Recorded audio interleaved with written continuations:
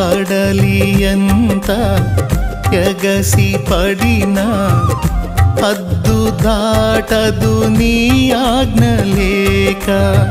కలతలన్నీ సమసిపోయే కన్న తండ్రి నిన్ను చేరినాక.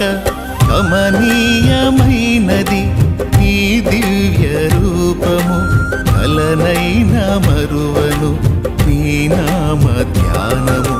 కమనీయమైనది నీ దివ్య రూపము, కలనైనా మరువను నీ నామ ధ్యానము.